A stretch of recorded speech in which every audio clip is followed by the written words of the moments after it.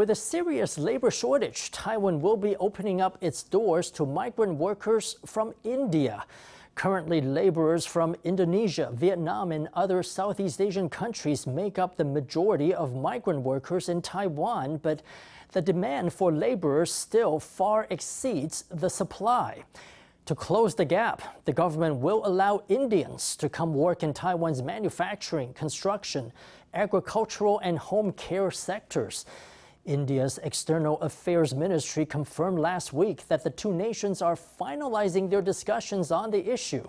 Taiwan's Labor Ministry has also confirmed that an MOU will be signed as early as next month. Labor shortage is a big problem in Taiwan's industries. To combat the problem, the government is planning to open up the domestic labor market to Indian migrant workers. An MOU could be signed as early as the end of the year. Actually, there's a big market in Taiwan for caregivers.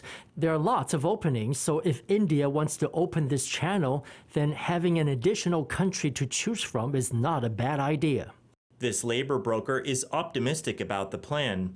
After all, in Taiwan's case, the more laborers, the merrier. Under an employment mobility agreement, an estimated 100,000 Indian migrant workers are expected to come to Taiwan and supplement manpower in the manufacturing, construction, agriculture, or home care industries in the future. The spokesman for the Indian Ministry of External Affairs also confirmed that the two sides are already in the negotiation stage. Yes, there are discussions going on. I'm afraid I can't put a time frame on it, but we hope that this would be concluded in an early date.